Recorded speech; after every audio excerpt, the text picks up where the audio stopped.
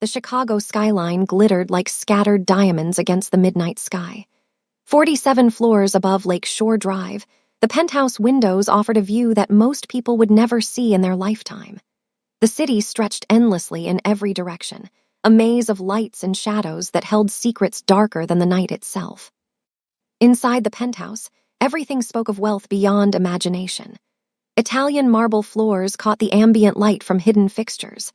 Custom furniture from designers whose names appeared in magazines sat arranged with precise intention. A crystal chandelier hung from the ceiling, its facets throwing tiny rainbows across the walls when the light hit just right. On a massive leather couch positioned near the windows, a man lay motionless. His white dress shirt was partially unbuttoned at the collar, revealing the edge of a dragon tattoo that crawled up from his chest toward his neck. The ink was traditional Korean style, intricate and bold, telling a story of power and pain that few would ever understand. His $40,000 Patek Philippe watch caught the city lights, its face gleaming against his wrist. His name was Woo Jin, and he was not sleeping. Through barely parted eyelids, he watched the hallway that led to the guest rooms. His breathing remained steady, deep, and rhythmic. To anyone watching, he appeared completely unconscious, vulnerable in a way that the man he truly was could never afford to be.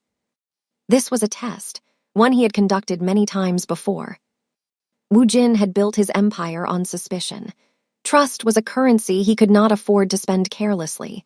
In his world, the wrong decision about a person's character could cost him everything: his money, his power, his life. 3 weeks ago, his previous housekeeper had betrayed him. A woman named Mrs. Cho, who had worked for him for 8 years, who had prepared his meals and cleaned his home and smiled at him every morning. She had sold information to a rival organization called the Park Faction. That information had led to an ambush that killed 2 of his most loyal men. Woo Jin had handled Mrs. Cho accordingly. Her family believed she had moved back to Korea. That was the story anyway. Now he had a new housekeeper, a young black woman named Denise Carter, 29 years old, from the south side of Chicago. She came with a 7-year-old son named Malachi. Woo Jin's security team had advised strongly against hearing someone with a child. Too many complications, too many liabilities. But something about Denise had caught his attention during the interview. When he had asked her what she would do if she discovered something illegal in his home, she had looked him directly in the eyes without flinching. "I would mind my business, do my job, and protect my son," she had said. "That is all I care about. Everything else is above my pay grade." Honest, direct, desperate but not broken. He had hired her on the spot, but hearing someone and trusting them were 2 very different things. Tonight, Woo Jin had sent Denise on an errand across town. He had told her one of his associates needed documents delivered personally, that it was urgent, that she would be compensated generously for the late-night inconvenience.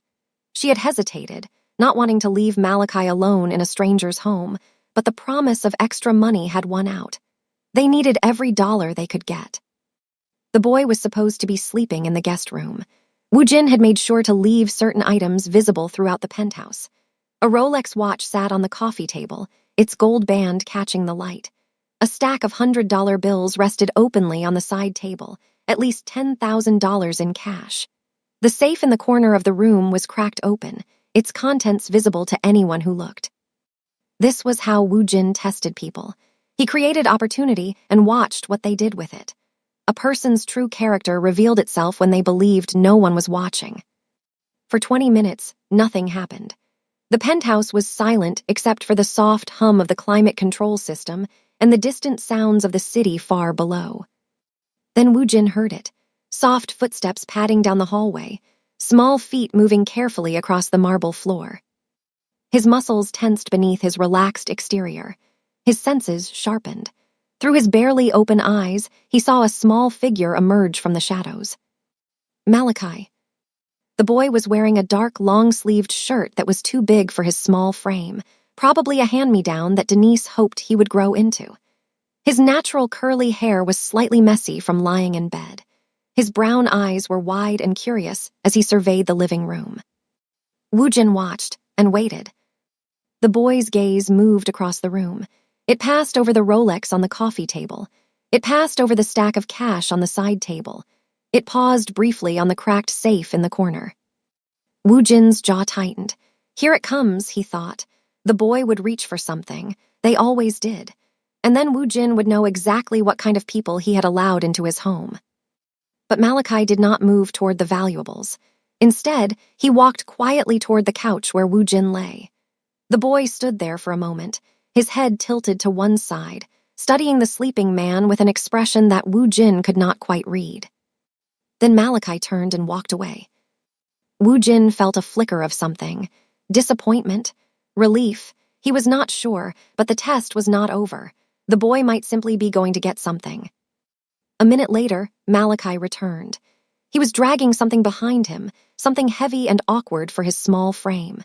Wu Jin's eyes widened slightly as he recognized what it was. A blanket. A thick, knitted blanket with a gray and white pattern that Denise must have brought from their previous home. The boy struggled with its weight, pulling it across the floor with determination. Wu Jin's heart rate increased. What was the boy doing? Malachi reached the couch and stopped. With great care, he lifted the blanket and began draping it over Wu Jin's body. His small hands moved gently, spreading the fabric so that it covered Wu Jin from his shoulders down to his feet. The boy tucked the edges around Wu Jin's shoulders, patting them down to make sure the blanket would not slip. Wu Jin lay frozen, not because he was pretending anymore, but because he genuinely did not know how to respond to what was happening. And then Malachi leaned down. His face came close to Wu Jin's, and the boy whispered something that shattered every wall Wu Jin had spent a lifetime building. "You looked cold, mister. My daddy used to get cold when he fell asleep on the couch, too. Mama said we always gotta take care of people, even when they do not ask." Wu Jin's throat tightened. His eyes burned behind his closed lids, something twisted in his chest, something painful and unfamiliar. It took him a moment to recognize the sensation. It was his heart, breaking and healing at the same time. This child, this innocent little boy, he had walked past a fortune in cash and jewelry without a second glance. He had seen a stranger sleeping on a couch, and his first thought had been to make sure that stranger was warm, not to take, not to steal, but to give. When was the last time anyone had given Wu Jin something without expecting anything in return? When was the last time anyone had shown him simple, unconditional kindness? He could not remember. Maybe it had never happened at all. Now, before we continue this story, I need you to do something real quick. If you are watching this right now and you are not subscribed, you are literally breaking my heart. I work so hard on these stories, spending hours making sure every detail is perfect, and all I ask is that you hit that subscribe button. It is free, and it helps me more than you know. While you are at it, drop a like on this video and leave a comment telling me what city you are watching from. Okay, now let us get back to this because it is about to get deep. Malachi straightened up, satisfied that his work was done. He looked at Wu Jin's face one more time, nodded to himself like a little professor approving of his own actions, and then padded quietly back toward the guest room. Wu Jin lay still for a long time after the boy left. The blanket was warm against his body, carrying a faint scent of fabric softener and something else. Something that smelled like home, like family, like everything Wu Jin had convinced himself he did not need.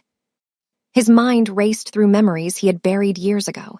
His mother's hands, soft and gentle, pulling a blanket over him when he was small. The sound of her voice singing Korean lullabies in their tiny apartment in Los Angeles. The warmth of being loved without conditions, without expectations. She had died when he was 9 years old. A fire set by enemies of his father had consumed their building and taken her with it. After that, warmth became something Wu Jin associated with pain rather than comfort. Until now. He sat up slowly, letting the blanket pool in his lap. He ran his fingers over the knitted pattern, feeling the texture of each stitch. Someone had made this blanket with care. Someone had poured time and love into its creation, and Malachi had shared it with a stranger simply because that stranger looked cold. Wu Jin did not know how long he sat there. When he finally rose and walked to his bedroom, the first light of dawn was beginning to color the eastern sky. He did not sleep that night. He could not stop thinking about the boy and the blanket and the words that had broken something open inside him. We always gotta take care of people, even when they do not ask. The next morning, Woo Jin emerged from his bedroom earlier than usual. He had showered and dressed in casual clothes, dark slacks, and a simple black sweater, nothing that announced his wealth or status. He moved through the penthouse silently, his bare feet making no sound on the marble floors. He found Malachi in the kitchen. The boy was sitting at the granite island, his legs swinging freely from the tall stool because his feet could not reach the floor. A bowl of cereal sat in front of him, colorful loops floating in milk. In his other hand, he held a worn comic book, its pages soft and creased from being read many times. Malachi looked up when he heard Woo Jin approach. There was no fear in his eyes, no nervousness, just the simple curiosity of a child encountering another person in his space. "Good morning, mister," Malachi said cheerfully. "Did you sleep okay? You fell asleep on the couch. That is not good for your back. My grandma always says that." Woo Jin stopped in the doorway. He was not accustomed to being addressed so casually. His men spoke to him with careful respect. Business associates measured every word. Even people who did not know his true identity sensed something about him that made them cautious. But this boy spoke to him like he was just another adult, like he was normal. "I slept fine," Woo Jin heard himself say.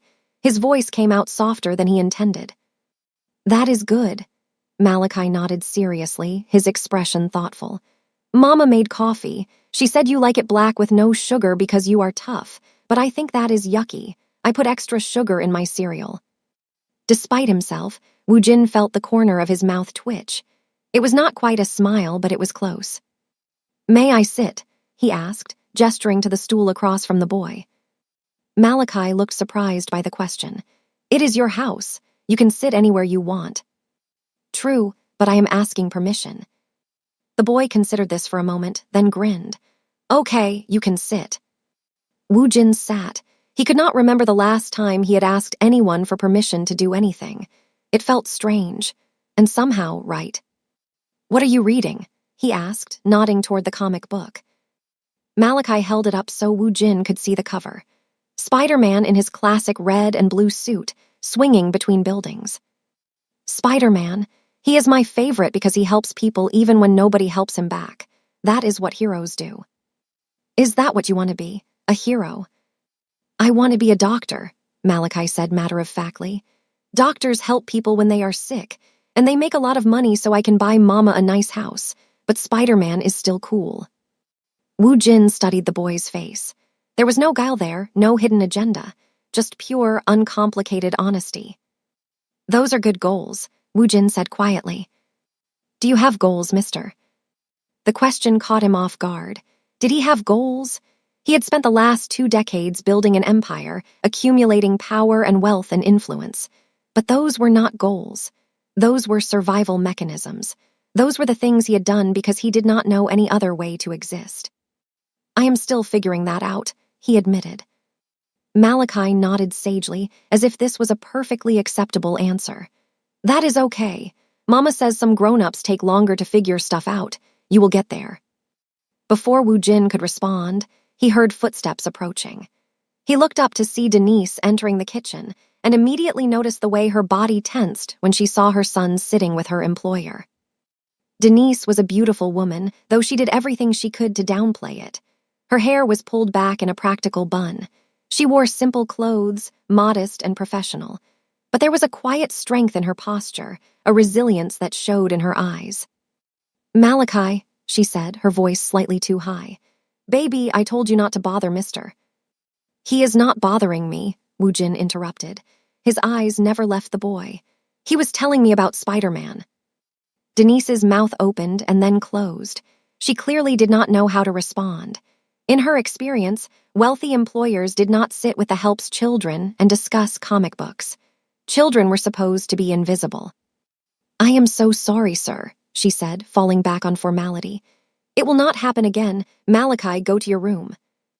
"Let him finish his breakfast," Woo Jin said. It was not a request. Denise hesitated. Her instincts were screaming at her to remove her son from this man's presence. She did not know exactly what Woo Jin did for a living, but she knew enough to be afraid. The building staff whispered about him. They called him the ghost of Lake Shore Drive because problems around him had a way of disappearing. but she could not disobey a direct order, not if she wanted to keep this job, and she needed this job desperately. "Yes, sir," she said quietly and turned to continue her duties. For the next 10 minutes, Woo-jin sat with Malachi while the boy finished his cereal and chattered about various topics.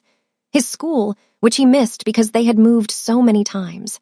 His favorite color, which was green like grass. His father, who had been a firefighter and a hero. "He died in a fire," Malachi said, his voice growing softer. "The building fell on him while he was saving people. Mama cried for a long time. I try not to make her sad anymore." Woo-jin felt something twist in his chest. This child, who had already experienced so much loss, was more concerned about his mother's feelings than his own grief. "Your father sounds like he was a brave man," Woo-jin said. "He was the bravest. Mama says I am going to be just like him when I grow up." I think she might be right. When Malachi finally hopped down from his stool and carried his bowl to the sink, Woo-jin remained seated. He stared at the empty space where the boy had been, lost in thoughts he could not quite articulate. Later that afternoon, Woo-jin met with his second-in-command in the penthouse study. Tae-hyun was a serious man in his late 30s, with sharp features and sharper instincts. He had served the Biko syndicate for over a decade and had earned his position through a combination of loyalty and competence. "The Park faction is making moves," Tae-hyun reported, standing at attention on the other side of Woo-jin's desk. "They know about the shipment coming through the Milwaukee port next week. Someone is feeding them information again." Woo-jin's jaw tightened. He had just dealt with one traitor. The idea that there might be another made his blood run cold. "I want everyone who knows about that shipment investigated," he said. "Everyone. That includes your household staff." The words hung in the air. Woo-jin thought of Denise, her careful professionalism and obvious desperation. He thought of Malachi, tucking a blanket around a sleeping stranger. "Investigate the mother," he said finally. "But I want proof before anyone makes a move. Concrete evidence, nothing circumstantial. Am I clear?" Tae-hyun's eyebrows rose slightly. This was unusual. Woo-jin was known for acting swiftly and decisively when it came to potential threats. He did not typically wait for proof. "Of course," Tae-hyun said. "Is there anything else?" "No, you may go." Tae-hyun bowed slightly and left the study. But his mind was already working, turning over the implications of what he had just witnessed. His boss was changing. Something about the new housekeeper and her son was affecting him. Whether that was good or bad remained to be seen. Over the next 2 weeks, something shifted in the penthouse. The change was subtle at first, barely noticeable to anyone who was not paying close attention. But it was there, growing stronger every day. Malachi, unburdened by the fear and caution that governed his mother's behavior, treated Woo-jin like any other adult in his life. He said good morning every day. He asked questions about everything, from Woo-jin's tattoo to his fancy watch to why he never smiled. He showed Woo-jin his drawings. Crayon creations of houses and trees, and stick figures that he explained in elaborate detail. And Woo-jin, the man who commanded one of the most powerful criminal organizations in the Midwest, found himself looking forward to these interactions. It made no sense. He had no experience with children. He had never wanted anything to do with them. They were loud and messy and required constant attention. They were liabilities in his world, weaknesses that enemies could exploit. But Malachi was different. Or maybe Woo-jin was different when he was around Malachi. He could not tell anymore. One evening, Woo-jin came home late after a particularly brutal negotiation. The meeting had not gone as planned. A business associate had tried to renegotiate terms that had already been settled, and Woo-jin had been forced to remind him why that was a mistake. His knuckles were wrapped in bandages, hiding split skin. The blood on his shirt cuffs was not his own. He had changed jackets before coming home, but the memory of what he had done clung to him like a second skin. He expected the penthouse to be dark and quiet. Denise and Malachi should have been in their quarters by now, following the schedule he had established. Instead, he found the living room lights on, and Malachi sitting on the couch with a flashlight and a comic book. The boy looked up when Woo-jin entered. His face brightened in a way that made something ache behind Woo-jin's ribs. "Mr. Woo-jin, You are home. Are you okay? You look really tired. Wu Jin stood in the doorway, momentarily frozen. I am fine. Why are you still awake? It is late. I was waiting for you. The boy said it so simply, like it was the most natural thing in the world. Mama said you might be hungry when you got home, so she left food in the oven, but I wanted to tell you myself. You waited up to tell me about food. And to make sure you got home safe. The city is dangerous at night. That is what Mama says. She worries about you. Wu Jin blinked. Your mother worries about me. She does not say it, but I can tell. She always looks at the door when it gets late, and she makes extra food even though you do not always eat it. Malachi shrugged. I think she likes you, but do not tell her I said that. She will get embarrassed. A strange warmth spread through Wu Jin's chest. He walked over and sat down on the couch next to the boy, keeping a careful distance between them. What are you reading tonight? Same comic, Spider-Man. I have read it like 100 times, but it is still good. Do you want me to tell you the story? Sure. For the next 20 minutes, Malachi narrated the entire plot of the comic book, complete with sound effects and dramatic pauses. His enthusiasm was infectious. By the end, Wu Jin found himself genuinely invested in whether Spider-Man would defeat the Green Goblin. And then he saves the day, Malachi concluded triumphantly. Because that is what heroes do. They save people even when it is hard. Even when no one thanks them. Especially then, that is when it matters most. Wu Jin looked at the boy, really looked at him. There was wisdom in those young eyes that had no business being there.